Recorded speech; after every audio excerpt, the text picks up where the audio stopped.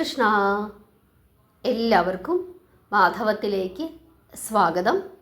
ഷഷ്ടിയാണ്, ശുക്ലപക്ഷ ഷഷ്ടി. ഷഷ്ടി തിഥി ആരംഭിക്കുന്നത് 2026 മെയ് മാസം 21 തീയതി രാവിലെ 8:26 മുതൽ 22 രാവിലെ 6:24 വരെയാണ്. അതുകൊണ്ട് തന്നെ ശുക്ലപക്ഷ ഷഷ്ടിയായി നമ്മൾ ആചരിക്കുന്നത് 2026 മെയ് മാസം 21 തീയതിയാണ്. നമുക്കെല്ലാവർക്കും അറിയാം എന്തിനാണ് ഓരോ മനുഷ്യനും ഷഷ്ടിവ്രതം എടുക്കേണ്ടത് എന്നുള്ളത്. എന്തിനു വേണ്ടിയിട്ടാണ്? പലരും പറയും മക്കൾക്ക് വേണ്ടി അമ്മമാരെടുക്കുന്ന വ്രതമാണ് ഷഷ്ടി എന്നുള്ളത്. പക്ഷേ മക്കൾക്ക് വേണ്ടി അമ്മമാരെടുക്കുന്നുണ്ട്.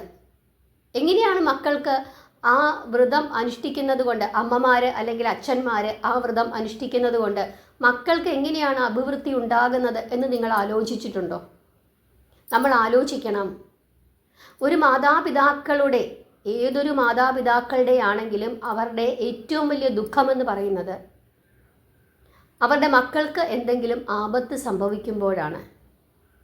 തൻ്റെ കൈ മുറിഞ്ഞാലും മക്കളുടെ കൈ മുറിയരുത് എന്ന് ചിന്തിക്കുന്ന മാതാപിതാക്കളാണ് അധികവും. അതുകൊണ്ട് തന്നെ നമ്മുടെ കർമ്മദോഷങ്ങൾ, നമ്മുടെ കുടുംബദോഷങ്ങൾ, നമ്മുടെ ജന്മദോഷങ്ങൾ, നമ്മുടെ ജന്മാന്തര ദോഷങ്ങൾ, നമ്മുടെ കാരണവന്മാർ ചെയ്തിരിക്കുന്ന ദോഷങ്ങൾ, നമ്മുടെ കുടുംബത്തിലെ ദോഷങ്ങൾ, ഇതെല്ലാം ബാധിക്കുന്നത് ആരെയാണ്? നമ്മുടെ കുഞ്ഞുങ്ങളെയാണ്. കാരണം അവർക്ക് ദുഃഖമുണ്ടാകുമ്പോൾ, അവർക്ക് പ്രശ്നങ്ങൾ ഉണ്ടാകുമ്പോഴാണ് നമുക്ക് ഏറ്റവും വലിയ പ്രശ്നങ്ങൾ ഉണ്ടാകുന്നത്. അതുകൊണ്ടാണ് അമ്മമാർ അല്ലെങ്കിൽ അച്ഛന്മാർ ഈ വ്രതം അനുഷ്ഠിക്കുമ്പോൾ അവരുടെ കർമ്മദോഷങ്ങൾ മാറുകയും അതിൻ്റെ ഫലമായിട്ട് അവരുടെ കുട്ടികൾക്ക് ഐശ്വര്യമുണ്ടാവുകയും ചെയ്യുന്നു. അതോടുകൂടി കുട്ടികളുടെ ഭാവി രക്ഷപ്പെടുകയും നമുക്ക് സന്തോഷമുണ്ടാവുകയും നമ്മുടെ പ്രാരാബ്ധ ദോഷങ്ങൾ മാറുകയും ചെയ്യുന്നു. അതിൻ്റെ അർത്ഥം എന്താണ്? നമ്മുടെ കർമ്മദോഷങ്ങൾ മാറുന്നതിന്, നമ്മുടെ പ്രാരാബ്ധ ദോഷങ്ങൾ മാറുന്നതിന്, നമ്മുടെ കുടുംബദോഷങ്ങൾ മാറുന്നതിന്, നമ്മുടെ മുൻജന്മദോഷങ്ങൾ മാറുന്നതിന്, നമ്മുടെ മുൻ തലമുറകൾ എന്തെങ്കിലുമൊക്കെ ദോഷങ്ങൾ ചെയ്തിട്ടുണ്ടെങ്കിൽ ആ ദോഷങ്ങൾ മാറുന്നതിനൊക്കെ വേണ്ടിയിട്ട് വേലായുധ ഭജനമാണ് ചെയ്യേണ്ടത്. വേലായുധ സ്വാമിയെയാണ് പ്രാർത്ഥിക്കേണ്ടത്. കാരണം ജാതക ദോഷം പോലും മാറ്റാൻ പ്രാപ്തിയുള്ള ഈശ്വരനാണ് മുരുകദേവൻ. അതുകൊണ്ട് തന്നെ എല്ലാവരും ഷഷ്ടിവ്രതം അനുഷ്ഠിച്ച് പ്രാർത്ഥിക്കണം. അവിടെ അച്ഛനെന്നോ അമ്മയെന്നോ അല്ലെങ്കിൽ അപ്പൂപ്പനെന്നോ അമ്മുമ്മയെന്നോ കുട്ടികളെന്നോ യാതൊരു ഭേദവും കൂടാതെ, പ്രായവ്യത്യാസം കൂടാതെ നമ്മുടെ ജീവിതം ഐശ്വര്യപൂർണമാകണം എന്ന് നമുക്ക് ആഗ്രഹമുണ്ടെങ്കിൽ, നമുക്ക് നല്ലൊരു ഭാവി ഉണ്ടാകണം എന്ന് നമുക്ക് ആത്മാർത്ഥമായ ആഗ്രഹമുണ്ടെങ്കിൽ ഓരോ വ്യക്തിയും മുരുകദേവനെ പ്രാർത്ഥിക്കുക തന്നെ ചെയ്യണം. പ്രത്യേകിച്ച് വിശാഖം, കാർത്തിക എന്നീ നക്ഷത്രക്കാർ നിർബന്ധമായും, പ്രത്യേകിച്ച് കാർത്തിക നിർബന്ധമായും വേലായുധ ഭജനം നടത്തിയിരിക്കണം. അങ്ങനെ ഷഷ്ടിവ്രതം എടുത്ത് പ്രാർത്ഥിക്കുന്ന മനുഷ്യരുടെ ജീവിതത്തിലേക്ക് നിങ്ങൾ നോക്കിക്കൊള്ളുക. തീർച്ചയായിട്ടും അവർക്ക് അഭിവൃദ്ധി ഉണ്ടാകുന്നതായിട്ട് നിങ്ങൾക്ക് കാണാനായിട്ട് സാധിക്കും.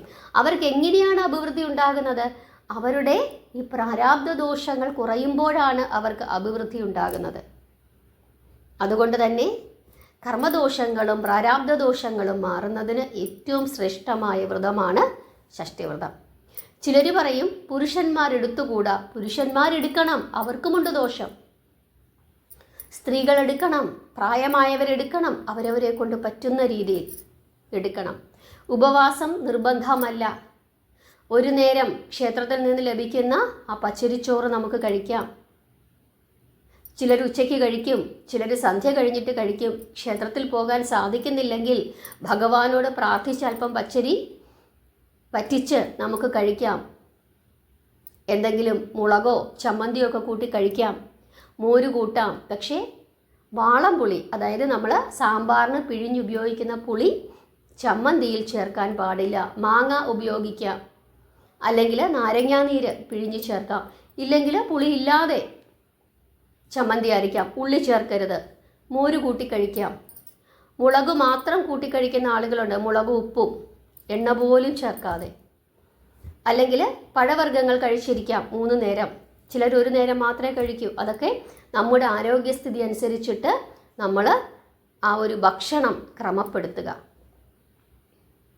അങ്ങനെ ഇരുന്ന് വേലായുധ ഭജനം നടത്തിയാൽ തീർച്ചയായിട്ടും കർമ്മദോഷങ്ങളും പ്രാരാബ്ധദോഷങ്ങളും അകന്ന് ഐശ്വര്യസമ്പൂർണമായൊരു ജീവിതം ഓരോ മനുഷ്യനും ഉണ്ടാകും എന്നുള്ള കാര്യത്തിൽ യാതൊരു തർക്കവുമില്ല. കാരണം ഭഗവാൻ അവതരിച്ചതു തന്നെ ശത്രുവിനെ നിഗ്രഹിക്കുന്നതിന് വേണ്ടിയിട്ടാണ്.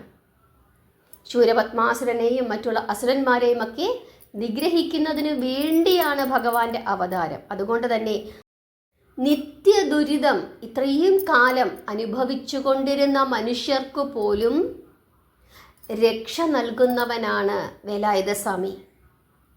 നമ്മൾ ചിലരെ കണ്ടിട്ടുണ്ട്, ഞാൻ ഒരിക്കലും ഇനി ഈ ഒരു ദുരിതത്തിൽ നിന്നും രക്ഷപ്പെടില്ല, ഇതെൻ്റെ തലയിലെഴുത്താണ്, ഇത് ഞാൻ അനുഭവിച്ചേ മതിയാകൂ, അങ്ങനെ ഒരു അവസ്ഥയിലായിപ്പോയി ഞാൻ എന്ന് പറഞ്ഞു കരയുന്ന ധാരാളം മനുഷ്യരെ നമുക്ക് കാണാം നമ്മുടെ ചുറ്റുപാടുമൊക്കെ.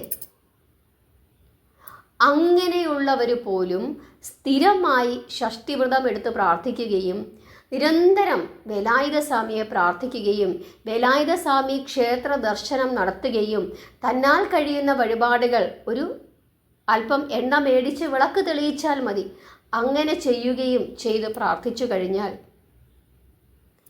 അവർക്ക് ആ പ്രശ്നങ്ങളിൽ നിന്നും മോചനം ലഭിക്കും. അവർക്ക് സമാധാനിക്കുവാൻ, അവർക്ക് മുമ്പോട്ട് പോകുവാൻ ഭഗവാൻ മറ്റു ചില മാർഗങ്ങൾ അവരുടെ മുമ്പിൽ കാണിച്ചു കൊടുക്കും. അതോടുകൂടി അവർക്ക് സമാധാനമുണ്ടാവുകയും ജീവിക്കുവാനുള്ള ഒരു ആഗ്രഹം അവരുടെ മനസ്സിൽ ഉണ്ടാവുകയും ചെയ്യും. ധാരാളം അനുഭവസ്ഥർ നമ്മുടെ ചുറ്റുപാടുമുണ്ട്. നിങ്ങളൊന്ന് ശ്രദ്ധിച്ചു നോക്കിയാൽ നിങ്ങൾക്കത് മനസ്സിലാകും. അത്രത്തോളം പ്രാധാന്യമുള്ള ഒരു വ്രതാനുഷ്ഠാനമാണ് ഷഷ്ടിവ്രതം.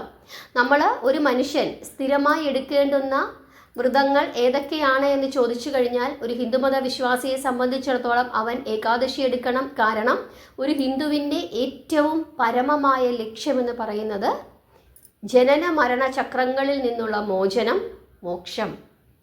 രണ്ടാമത്തേത്, ഈ ഒരു കലിയുഗത്തിലാണ് നമ്മൾ ജീവിക്കുന്നത്. ഈ ഒരു ജന്മം എടുത്തുപോയി. ധാരാളം പ്രാരാബ്ധ ദോഷങ്ങൾ, കർമ്മദോഷങ്ങൾ നമുക്കുണ്ട്. ആ ദോഷങ്ങൾ മാറി സ്വസ്ഥവും സമാധാനവുമായി നമുക്ക് ജീവിക്കണം. അങ്ങനെ സ്വസ്ഥമായി ജീവിച്ചാൽ മാത്രമേ ഏകാദശി പോലെയുള്ള വ്രതാനുഷ്ഠാനങ്ങളിൽ നമുക്ക് പങ്കെടുക്കാൻ സാധിക്കുകയുള്ളൂ. എങ്കിൽ മാത്രമേ പരമമായ മോക്ഷത്തിലേക്ക് നമുക്ക് എത്തിച്ചേരുവാൻ സാധിക്കുകയുള്ളൂ. അപ്പം അങ്ങനെ നമ്മുടെ ജീവിതം മുമ്പോട്ട് കൊണ്ടുപോകുന്നതിനായി നമ്മൾ അനുഷ്ഠിക്കേണ്ടുന്ന ഏറ്റവും പ്രധാനപ്പെട്ട മറ്റൊരു വ്രതമാണ് ഷഷ്ടി.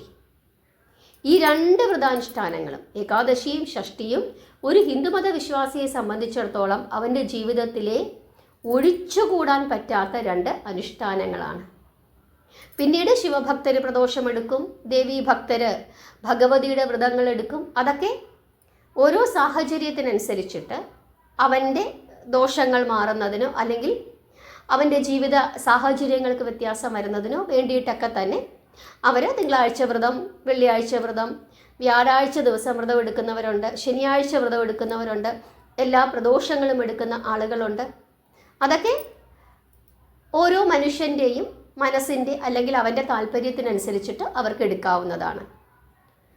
വിനായകന് വ്രതമെടുത്ത് പ്രാർത്ഥിക്കുന്ന ആളുകളുണ്ട്. ചതുർത്ഥി, നാളെ വളരെ വിശേഷപ്പെട്ട ചതുർത്ഥിയാണ്. അപ്പം അങ്ങനെ ധാരാളം വ്രതാനുഷ്ഠാനങ്ങളുണ്ട്. പക്ഷേ നിർബന്ധമായും എടുക്കേണ്ടുന്ന 2 വ്രതാനുഷ്ഠാനങ്ങളാണ്. 1 ഏകാദശി, 2 ഷഷ്ടി.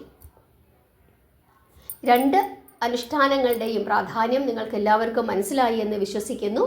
നാമം ജപിക്കുക, പ്രാർത്ഥിക്കുക. ഭഗവാന്റെ അനുഗ്രഹം എല്ലാവർക്കും ഉണ്ടാകട്ടെ. ഹരേ കൃഷ്ണ.